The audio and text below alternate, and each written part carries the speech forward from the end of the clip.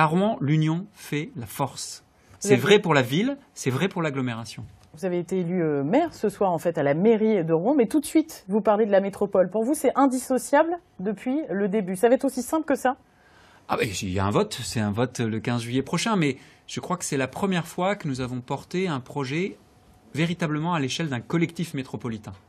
On s'est rassemblés, Nicolas Roulier est à côté de moi, c'est pas un secret, nous sommes amis, on a porté un projet ensemble, Charlotte Goujon à Petit-Quevilly, je vais en oublier, hein, Guillaume Coutet à Malonnet. C'est le soir ou jamais en même temps. Vous voyez ce que je veux dire, Judé Mérabé à Elbeuf, et d'autres encore, qui ne sont pas forcément d'ailleurs dans des familles politiques, mais qui ont envie de porter ce territoire ensemble.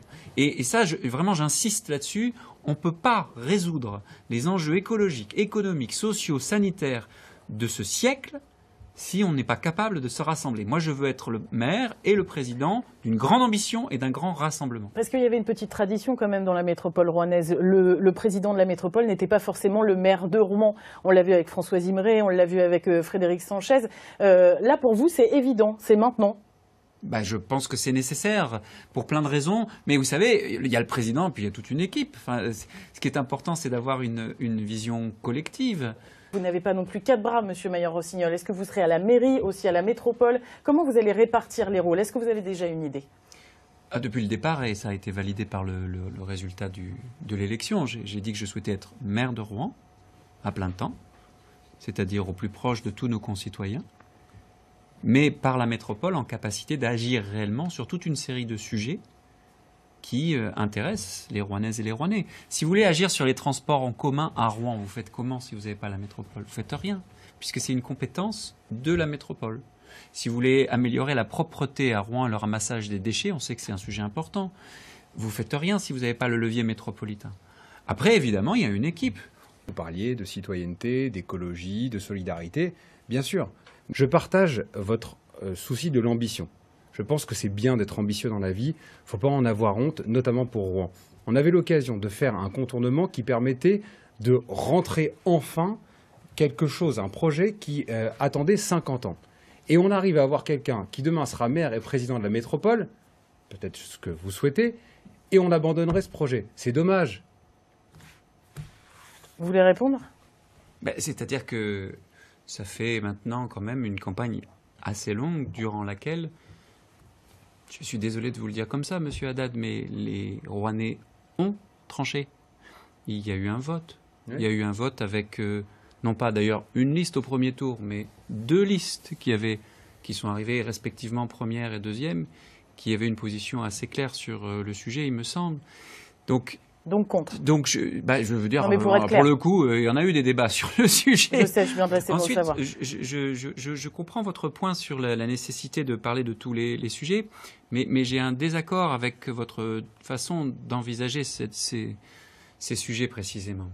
Et je pense que c'est une des erreurs que vous avez faites pendant cette campagne, si je peux me permettre. De me le notifier. Non, mais je vous dis mon analyse, elle vaut ce qu'elle vaut. Hein. Oui, je peux me tromper, bien sûr, hein, mais je vous le dis avec complète humilité, mais je pense que c'est intéressant justement comme débat.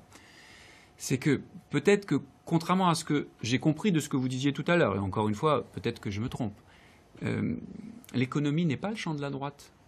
Depuis très longtemps, les socialistes et d'autres d'ailleurs formations politiques travaillent sur le champ économique. Vous le savez, comme beaucoup de collègues chez vous, il se trouve que j'exerce des responsabilités dans le privé et au-delà de ça, que j'ai eu à gérer des deniers publics à la région et tout le monde sait que la région a une compétence en matière économique importante.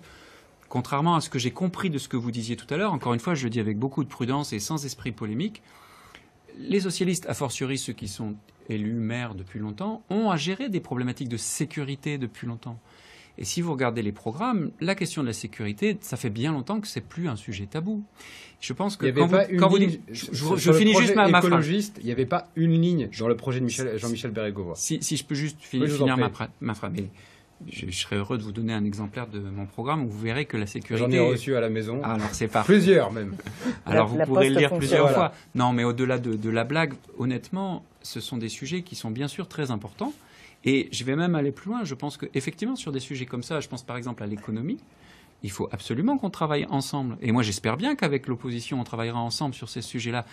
Donc, je pense que c'est... Vous disiez tout à l'heure que peut-être que certaines formations politiques, et je souscris à cette analyse-là, doivent revoir leur façon de penser, plus travailler, peut-être un peu moins penser au poste, etc.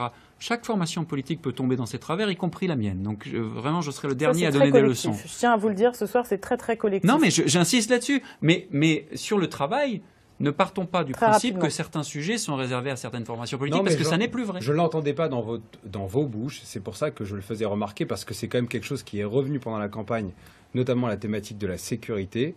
Et à chaque fois que j'essayais d'en parler, c'était « Oh là là, c'est le gars de droite, il parle de sécurité ». Ça touche tout le monde. Non. Voilà, donc c'est important de le remettre. Et donc, je ne serai pas conseiller municipal d'opposition, mais peut-être que je peux être conseiller de proposition pour essayer de vous faire quelques propositions. C'est dommage, on avait l'impression que ça pouvait être le cas, là, tout de suite. On clôt très, très rapidement.